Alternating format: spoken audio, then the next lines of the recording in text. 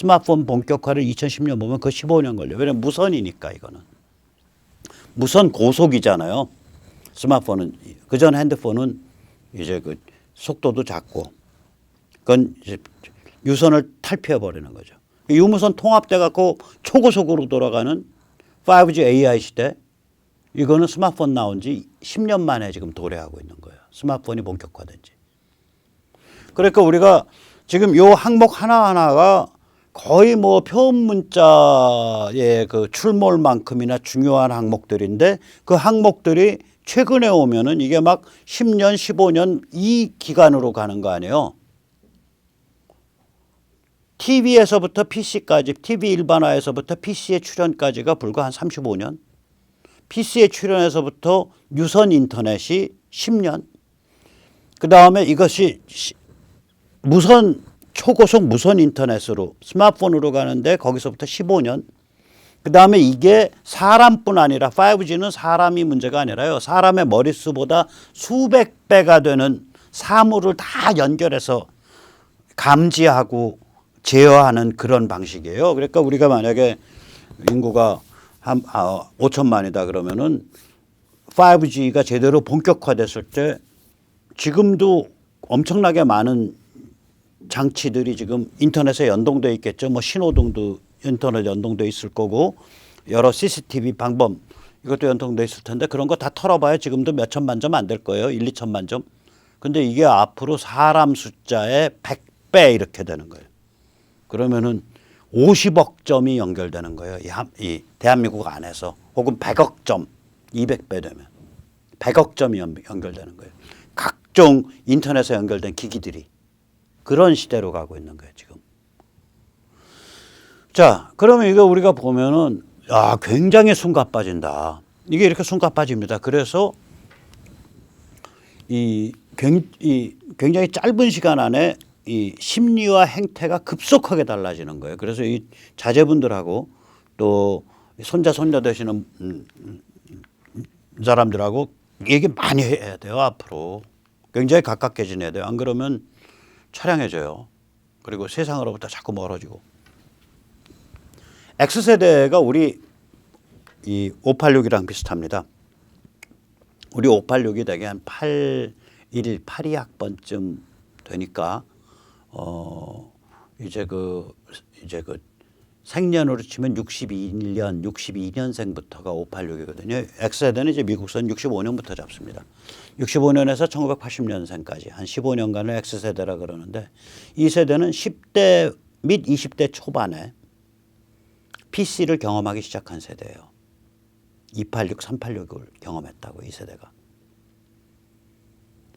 그리고 20대, 30대에 유선 인터넷이 등장하는 거를 경험을 해요. 그러니까 이 세대가 1965년생이 만 30살이 됐을 때 상업 인터넷 WWW가 시작됐습니다. Y세대는 뭐냐? 이 Y세대가 제가 이 얘기를 왜 하냐? 이 Y세대가 요번에 사건 저지른 세대예요. 미국 주식시장에서.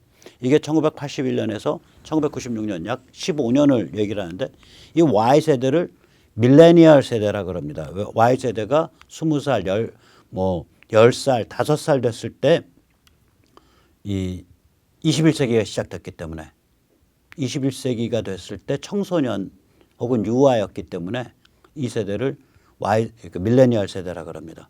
이 밀레니얼 세대는 특징이 뭐냐? 어렸을 때부터 PC와 유선 인터넷에 푹 젖은 사람들이에요. 1981년생 보세요. 5살 때부터 286, 386 갖고 놀았어요. 그리고 15살이 됐을 때 유선 인터넷이 있는 걸 알게 됐고 20살쯤엔 유선 인터넷이 일반화돼 있고요. 1996년생을 보세요. 날 때에 이미 유선 인터넷이 일반화되기 시작하던 시점이에요. 이번 미국 주식시장의 개미혁명의 주역이 이 세대입니다. 밀레니얼 세대의 혁명, 밀레니얼 세대의 반란이었습니다. 그리고 Z세대가 있죠. 1997년에서 2012년. 이 세대는 어렸을 때부터 스마트폰 갖고 놀기 시작한 세대예요. 그리고 알파 세대. 이건 2013년에서부터 시작되는데 어렸을 때부터 5G와 AI를 목도를 한 세대가 될 겁니다. 따라서 이렇게 되면 우리가 소통이라는 게 상징 작업이라는 게 인간에게 얼마나 중요하다는 걸 알잖아요. 즉 상징을 알아내고 그걸 자기 스타일로 해체하고 재조립해서 가공하고 그걸 나누고 이게 인간이에요. 인간은 그 이상도 그 이하도 아니에요. 조금 이따 다시 한번 설명드릴게요. 이게 얼마나 인간의 본질인가. 이것에 대한 모드가 이것을 하는 방식이 지금 10년, 15년 간격으로 바뀌고 있는 거예요. 그러니까 따라서 10년, 15년 간격으로 세대가 심리와 행태가 변할 수밖에 없는 거예요. 우리가 이거를 잘 꿰뚫어 봐야 우리 앞으로 한국 정치의 발전에도 많은 그게 됩니다. 이게 무슨 얘기냐. 뭐 젊은 사람들 뭐 하려면 우리가 나이 들은 사람들이 뭐 해야 돼요?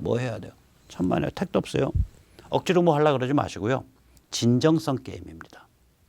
이렇게 모든 게 빠르고 바뀌어갈수록 소박하고 진정성 있는 모습이 저걸 갖습니다. 두 번째로는요. 이 기술을 이용을 하는 우리 쪽 플레이어들이 나와야 돼요. 뭐 사업가도 나와야 되고 그다음에 이런 걸 이용을 해서 뭐 컨텐츠도 만들고 책도 만들고 예를 들어 종족 그 뭐였죠? 반일 종족주의. 저는 그거를 가지고 왜 유튜브가 안 나오는지 모르겠어요. 그러니까 하신 분들이 그걸 가지고 유튜브를 많이 하셔야 되거든요. 좋은 컨텐츠를 만들고 5분짜리, 10분짜리. 이제 상당히 뭐 따분한 강의만 나오니까 최소한 한 조회수가 한 3만, 2만, 뭐 만 단위는 갈 수 있는 꾸준히 저기 한 5, 6만 단위는 갈 수 있는 그런 게 좀 나와야 되는데 그러니까 우리가 어떻게 진정성 있는 우리 진정성이 있어야 되고 그걸 어떻게 표현할까를 고민을 해야지 우리가 뭐를 노선을 어떻게 바꾸고 뭘 하고 이거 다 말짱꽝이에요. 말짱꽝이에요. 그거 맨날 쫓고 그 신기루 쫓으면서 그거 해야 된다 말하는 게 그게 김무성, 유승민, 김종인 국민의힘 지도부가 다 그 게임이죠. 조선동화가 다 그 게임이고 조중동이. 이 인간은 처음부터 상징의 동물이고 마지막까지 상징의 동물입니다. 뭐 단순한 예는 이거예요. 왜 현생 인류 호모사피엔스가 네안데르탈 밀어냈지? 3만 5천 년 그러니까 네안데르탈과 현생 인류의 접촉은 한 7만 년 전에 시작했고요. 지금 따지면은 이제 접촉이 제일 먼저 일어난 데는 이제 지금 그 중동입니다. 중동 지역에서 접촉이 제일 먼저 일어났고 그게 나중에 현생 인류가 유럽으로 진입한 게 한 4, 5만 년 전이니까 그때부터는 유럽에서 일어나요. 그리고 나서 네안데르탈이 밀려나 버리죠. 3만 5천 년 전쯤에 마지막 유적입니다. 네안데르탈에. 그러니까 3만 5천 년 전쯤에 네안데르탈이 멸종을 해버린다고요. 우리랑 굉장히 가까워요. 그리고 우리 그 아프리카 오리지널 사하라 이남의 아프리카 사람들한테는 그게 안 나타나는데 사하라 이북의 아프리카, 사하라 이북 아프리카는 중동으로 봐야 돼요. 전에도 말씀드렸듯이 중동서부터 유라시아 대륙에 있는 사람들한테는 저도요. 네안데르탈 유전자가 1에서 2% 정도 있습니다. 최소한. 그리고 그게 그 추운 지방으로 인간이 밀고 올라올 때 큰 도움을 줍니다. 그 네안데르탈의 그 추위를 견뎌낼 수 있는 신체적 특징 또 이 그 면역력 이런 것들이 큰 도움을 줬다고 지금 생각이 됩니다. 아무튼 밀려나거든요. 뭐 서로 전쟁을 해서 잡아 죽인 것도 있지만 이제 대충은 어떻게 짐작이 되냐면 무서우니까 네안데르탈이 변두리로 먹고 살기 힘든 대로 자꾸 밀려나는 거예요. 무서우니까. 이 네안데르탈이 할 수 없었던 거를 이렇게 꼽아보면 이게 왜 무서운지 알 수 있어요. 네안데르탈 입장에서 정말 이 호모사피엔스 정말 무서운 존재였을 거라고요. 우선 첫째, 네안데르탈은 바느질을 못했습니다. 따라서 네안데르탈 다루는 무슨 유튜브 그거 중에 네안데르탈이 이렇게 옷같이 뭘 입었다 그럼 다 거짓말로 보시면 돼요. 모자같이 뭐 뒤집어 썼다 다 거짓말로 보시면 돼요. 신발같이 뭐 신었다 다 거짓말로 보시면 돼요. 바느질이 들어가는 건 하나도 못합니다. 그럼 뭐만 할 수 있어? 그 대충 그것도 정교한 끈이 아니에요. 네안데르탈에 사용한 끈은 거친 끈이에요. 섬유를 가늘고 정교하게 뽑아서 그걸 연결해서 끈은 못 만들어요. 대충 새끼줄 같은 걸로 뭐 덩굴 말린 걸로 둘둘둘둘 감은 넝마입니다. 가죽 넝마. 그리고 가죽 발사계 끈으로 묶은. 그러니까 신발, 옷, 모자가 없는 거예요. 네안데르탈한테. 그 대신에 육체 자체가 추위에 견디게 되어 있죠. 몇 가지죠. 일단 추위에 견디려면 체표면적을 줄여야 돼요. 그러니까 가슴이 통가슴이 되죠. 배럴 체스트라 그럽니다. 통가슴이요. 앞뒤로 빵빵한 가슴. 이 앞뒤로. 배럴 체스트가 되고요. 그 다음에 팔다리가 짧아지고요. 목이 짧아지고요. 그 다음에 저 코가 저렇게 커집니다. 그러면 그게 그 들숨 날숨 할 때 그 공기 덮이는 그런 거가 되죠. 털도 꽤 많았을 거고요. 그래서 그 육체 자체는 추위에 잘 견디게 되어 있지만 신발, 옷, 모자와 같은 방한 의복 장비를 만들 수가 없었어요. 저 사람들이. 저 존재가. 두 번째로 네안데르탈한테는 던지는 무기가 없었어요. 그러니까 이렇게 표적이 움직일 때 내가 여기서 움직이니까 저기쯤에서 던지면 돼. 한 1m 표적보다 한 1, 2m 앞으로 이 창을 던지는 이게 없어요. 던지는 무기가 없어요. 네안데르탈은. 투창. 현생 인류가 제일 먼저 사용한 던지는 무기 투창이거든요. 투창이 없어요. 뭐 돌팔맨이 무슨 뭐 활은 더 말할 것도 없고 현생 인류도 활 만든 지는 한 10,000년밖에 안 돼요. 활은 전혀 다른 무기예요. 경험할 수 없는 거를 상상할 수 있어야 되거든요.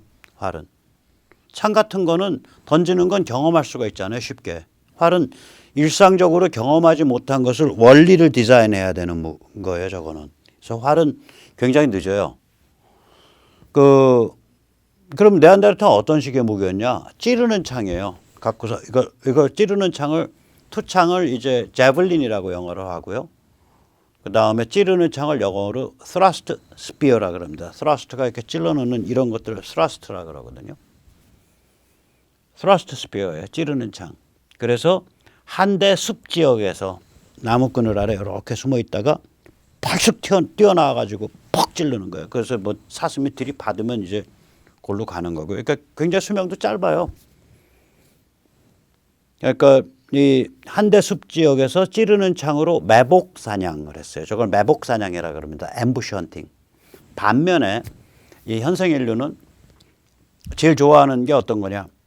이 풀밭이고 군데군데 나무가 있고 시야가 확보된 데예요. 그러면 이걸 해서 창으로 던지고 그 다음에 피해서 도망가거나 맘모스 같이 그렇게 무시무시한 털 달린 코끼리 잡을 때는 창으로 던지고 구덩이 파놓고 퐁 들어가 버리는 거죠. 예를 들면. 그러면 맘모스가 그 구덩이를 다 파헤칠 수가 없잖아요. 파헤치고 막 왔다가 파헤치려고 막 이러고 있을 때 옆에서 계속 또 창 던지고 그러니까. 그 다음에 네안데르탈이 못한 거 뼈도구를 못 썼어요. 뼈도구 하나 썼다는 게 이제 그 가죽에서 가죽 안쪽에 붙어 있는 지방을 긁어내는 작업. 이걸 무드질이라 그러는데 무드질 할 때 쓰는 뼈 주걱칼, 리쏘아라 그럽니다. 프랑스 말로 다 쓰입니다. 영어에서도.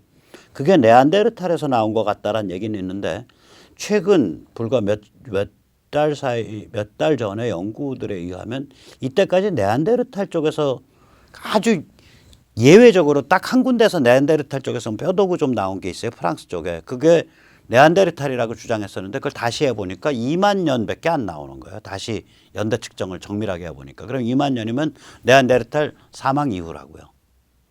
멸종 이후라고요. 뼈도구 안 썼다고 보이고요. 당연히 장식 뭐 이렇게 이 현생 인류는 장식물부터 만들어요. 화장부터 하고. 남이 나 어떻게 보냐, 내가 남한테 어떻게 보일 거냐, 이걸 굉장히 많이 의식해요. 여기 현생 인류는. 이걸 안 하는 거예요. 그 다음에 당연히 그림, 조각, 종교가 없죠.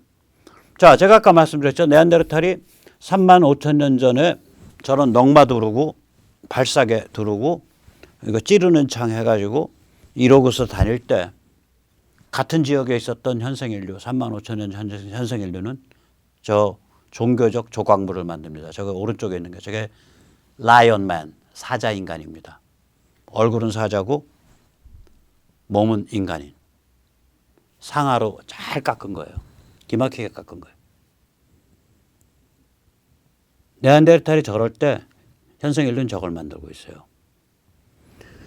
다시 말하자면 아프리카에서 살던 이 호모 한 그룹은 정신과 상징으로 나갔고요. 유라시아, 특히 유럽 이제 후기 네안데르탈은 아시아 쪽으로는 안 들어왔으니까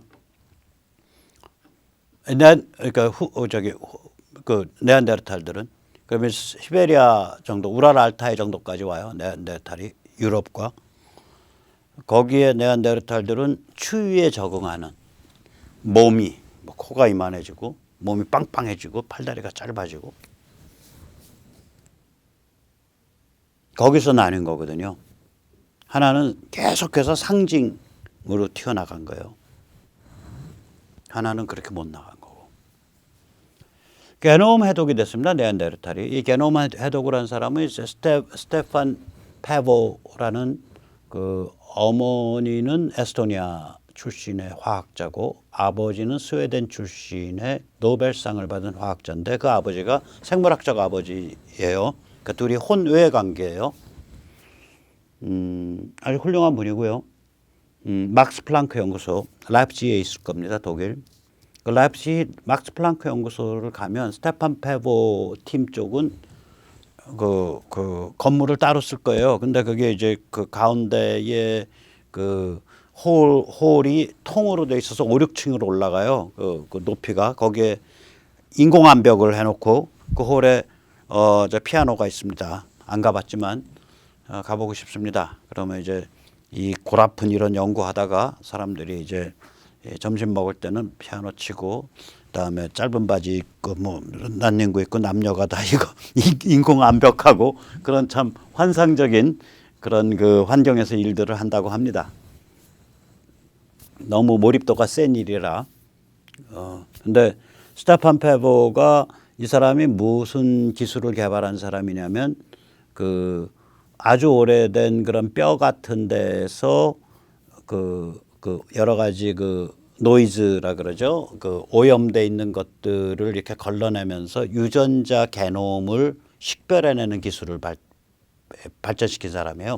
스반테 페보가 분명히 노벨 그 상 받을 거라고 생각을 합니다. 노벨 생물학상. 근데 스반테 페보가 이제 그 2010년에 시베리아에서 발견된 네안데르탈 그 뼈에서 그 저걸 해독을 했죠. 그때 이제 가족 뼈가 나왔는데 그거 해독을 하면서 이 사람들이 고립된 상태에서 이 무리 안에 모든 사람이 모든 사람과 섹스를 하는 아주 이상한 근친상간 관계였다. 이렇게 얘기를 해요. 그 이제 유전자에 그 읽히니까. 그 다음에 2016년에는 그 이때까지 네안데르탈과는 좀 다른 굉장히 큰 골격의 그런 호모가 있어요. 네안데르탈은 보통 한 10만 년을 봤었는데 이거는 한 30만 년 전 유럽에서 발견된 하이델베르그인의 그 유전자 게놈을 읽습니다. 읽고 나니까 이게 네안데르탈인 거예요. 그래서 이제 이쪽에서 호모 하이델베르거는 없어졌어요. 네안데르탈이에요. 그냥. 그래서 이제 이 네안데르탈 게놈의 그 패턴을 현생 인류와 비교를 해보면 현생 인류의 자폐에서 나타나는 패턴과 유사하다 이렇게 되는 거예요. 이게 이제 스반테 페보의 이야기거든요. 저희 얘기가 아니라 이 자폐라는 거는 우리 이제 말을 좀 조심해야 됩니다. 야, 그 사람 좀 자폐 같아. 그러면 자폐 스스로 폐쇄했어. 그러니까 사회생활 잘 안 하고 가만히 이렇게 좀 심각한 내향성인 사람을 흔히 자폐라는데 자폐 그거 아닙니다. 이 자폐를 아동으로 두신 그 부모님의 마음은 정말 찢어집니다. 어느 정도 찢어지냐? 내 아이가 차라리 그 저거였으면 좋겠다. 뭐죠? 그 정박, 그러니까 정신 발달 지체. 그러니까 IQ가 한 90 이상 잘 안 올라가는 거. 이게 왜 그러냐면 정신 발달 지체는 어머니 아버지 인간관계를 알아봐요. 그리고 굉장히 사람을 따뜻하게 대하고 잘 따라요. 그러니까 이 성적 추행이 일어나는 거 보면 정신 발달 지체자들을 성적으로 착취하는 거예요. 인간을 너무 좋아하고 잘 따라요. 막 저도 시설에 가보면 막 그냥 그 멀쩡한 처녀가 막 저 껴안고 뺨 부비고 너무 좋아해요. 그냥 좋아하는 거예요, 사람을. 자폐는요, 심각하면 어머니 아버지도 못 알아봐요. 그러니까 자폐는 특징이 뭐냐면 통합 능력이 없는 거예요. 예를 들어서 한 번 보면 노트에 가득 쓰인 100개의 전화번호를 한 번 본 걸로 그냥 외워요. 근데 전화 걸 줄을 몰라요. 여기 쓰인 숫자하고 전화를 건다라는 거를 연결을 못 시키는 거예요. 그게 자폐예요. 그래서 함부로 누구한테 야, 그 자폐 같아 그런 말씀하지 마세요. 큰일 나는 얘기입니다. 정말 자폐를 그 자녀로 둔 부모는 정말 가슴을 칠 얘기예요. 얼마나 조롱감을 느끼겠어요. 우리가 자폐가 뭔지 얼마나 심각한 병인지를 알아야 자폐를 둔 부모를 이해를 하고 자폐를 둔 부모를 이해를 해야 자폐아를 그래도 옆에서 우리가 뭐 우리랑 별로 그렇게 맞출 기회는 많지 않지만 한 번이라도 되돌아볼 기회가 있을 때 배려를 해줄 수 있을 거 아니에요. 저 네안데르탈이 이 자폐 성향이라는 거 아니에요. 그 얘기는 뭐냐면 사물을 연관짓지 못했다는 얘기예요. 그 얘기는 뭐냐? 상징을 못 만든다는 얘기예요. 호모사피엔스 같은 종류의 현생 인류와 같은 상징 게임을 못했다는 얘기예요. 인간은 처음부터 끝까지 상징의 동물입니다. 지금 그 사례를 그럼 상징 작업에 관한 능력을 옛날에는 엘리트가 독점하고 민중한테는 그걸 안 줬거든요. 근데 이제 그게 통해버린 거예요. 그 세계가. 11,700년 만에. 그래 우리가 이 인간이 그런 거 어디서 느끼냐. 빙하기에 이미 그 고대 종교의 핵심 컨셉이 존재했다 이렇게 생각이 되는 거예요. 왜냐하면 빙하기 말에 건너가거든요. 15,000년쯤에 저기 그 시베리아 베링기아라고 이제 시베리아랑 알라스카가 그때는 바닷물이 낮아가지고 연결돼 있었어요. 그 땅덩어리 유럽의 한 3분의 1만 합니다. 서유럽에. 그 땅덩어리 굉장히 좋았어요. 살기. 그 땅덩어리에 살던 사람들이 북 아메리카에 있는 그 빙하가 잠시 그 해변이나 그 자기들끼리 그 가운데 길이 생겼을 때 거기로 또르륵 내려가는 시기가 있어요. 그게 한 15,000년쯤 되는데 그 내려가서 지어놓은 걸 보니까 여기 유라시아 대륙에 있었던 지구라트랑 똑같은 걸 지어놨잖아요. 저게 뭐냐면은 아즈텍인데 저 사람들 저거 언제 지은 거냐면 13세기, 14세기 때 지은 거예요. 12세기, 13세기, 14세기 한 7, 800년 전에. 그럼 저 모델을 어디서 왔냐 이거야. 옛날 빙하 때도 있었단 얘기지. 짓진 못했지만 날이 춥고 인구가 떨어지고 하지만 그 컨셉은 이미 있었다는 거죠. 이게 아즈텍의 테노치티틀란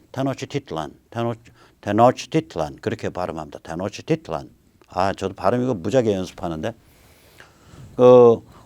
지금 멕시코시티 근처예요. 저게 인구 20만의 거대 신석기 도시입니다. 거대 원시 종교, 농경, 석기가 결합되어 있는. 아즈텍은 본격적인 청동기로 진입을 못했을 거라고 생각이 되거든요.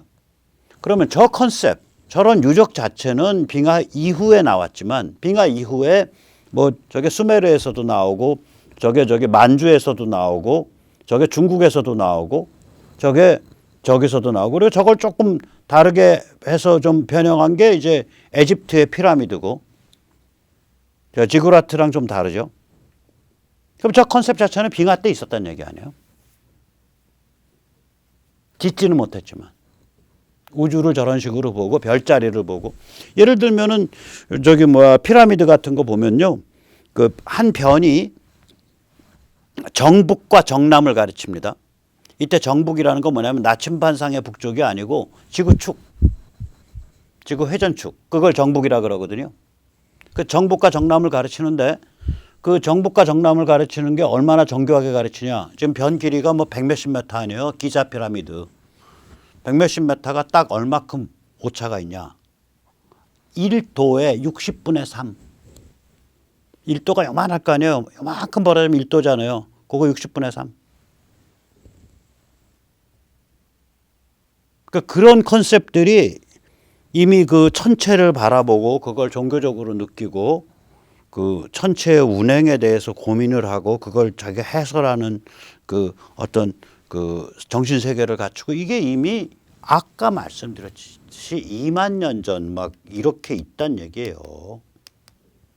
이 그 여기 보셨듯이 이 사자인간상 만들 때. 그 인간은요, 이거 무시무시한 동물이에요. 무시무시한 존재입니다. 자, 권장도서를 말씀드리면 상징의 탄생입니다. 이건 뭐 이제 교회 열심히 다니시는 분들한테는 차마 못 권하겠어요. 이거는 이제 그 인간이 상징과 정신의 동물을 향해서 발전해 왔다예요. 그리고 상징과 정신이라는 건 물질과 다른 거다 이거예요. 인간은 항상 상징 정신의 게임이에요. 처음부터 끝까지. 처음부터 끝까지. 그게 너무나 인간적 현실이에요. 물질이 인간적 현실이 아니에요. 정확히 표현하면. 자, 그럼 지금 벌어지고 있는 일은 뭐냐? 최고급의 상징 작업 능력을 개발할 기회가 모든 인간에게 저서부터 시작해서 저 아프리카 밀림 속에 있는 인간까지 평생에 걸쳐. 제가 나이 들어서도 계속 유튜브 보고 구글링하고 인터넷 뒤지고 할 수 있으니까 평생에 걸쳐 지속적으로 제가 언제든지 할 수 있으니까 제공되고 있는 그런 세상이에요. 그 기회를 활용하냐 안 하냐는 개개인의 차이지만 거기다 플러스 인간의 지능을 심은 기계 이게 한 사람당 수백 수천 점이 되는 거예요. 아까도 말씀드렸잖아요. 우리 인구가 5천만인데 그거 200 빼면은 200억 점이 한반도에 깔리는 거예요.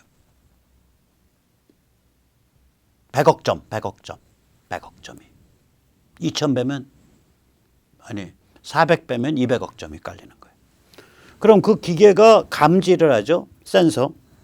그다음에 나름대로 판단을 하죠. 그다음에 서버에서 중앙 서버에서 제어가 되죠. 이게 보편화돼요. 지금 이게 AI 5G예요.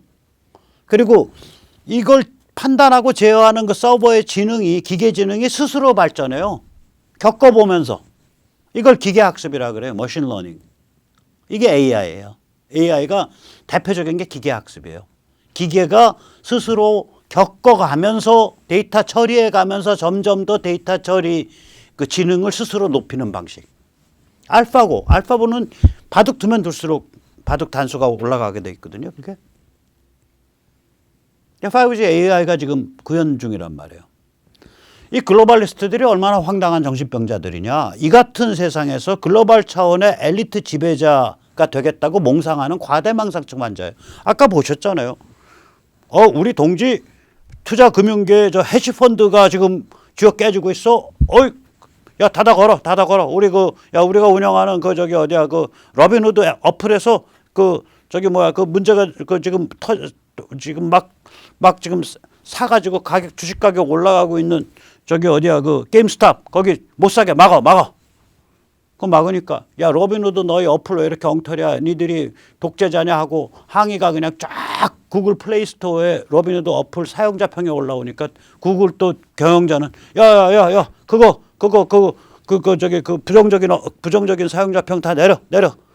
몇만 개 내릴까? 5만 개 내려. 일단 5만 개 내려. 이 정신병자들이죠.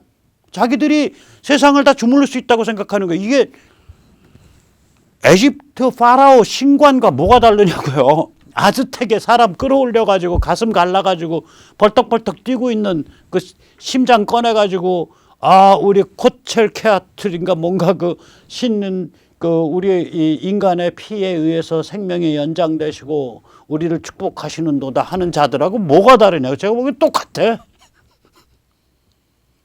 지금 세상이 어떤 세상인데 자기들이 그 세상에 요만한 기술적인 그 장점을 먼저 이해해서 떼돈 벌었다고 다 자기들 세상이라고 착각하는 거죠. 따라서 세계 각 나라의 우리 가치지향 주권국가 보스, 그때 가치는 개인, 자유, 진실, 시장, 민주주의, 신앙 영성의 존중 뭐 이런 것들이죠. 이 보스를 지향하는 애국 민중에 의해서 이건 결국 제어될 수밖에 없어요.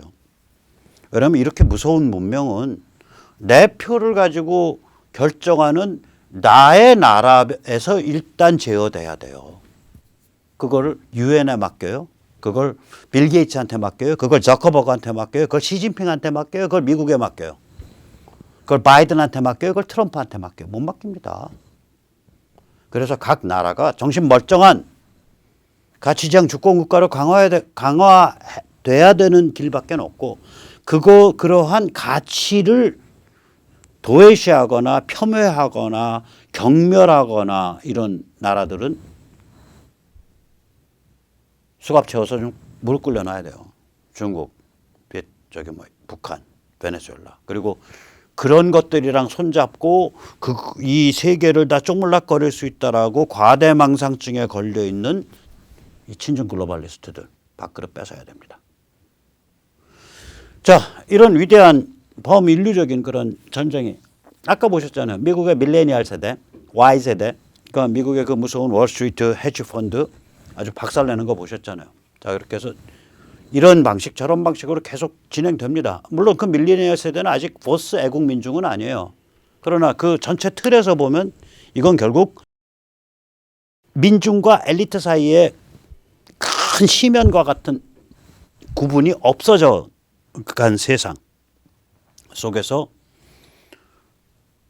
한 개인이 공동체랑 어떤 관계 맺을 거냐. 그 다음에 자유민주공화국이 어떻게 유지될 수 있냐. 뭐 이런 핵심적인 그런 데서 나오는 그 현상들이거든요. 그래서 우리가 같이 한번 해보시죠. 먼저 일단 이 그 백신 참사에 대해서 문재인한테 책임 묻는 그런 그 서명으로 뭉쳐서 애국전선을 차분히 준비해가는 것부터 하고 싶습니다. www.lisol.kr/s1입니다. 네, 그럼 오늘 여기까지 모시겠습니다. 감사합니다.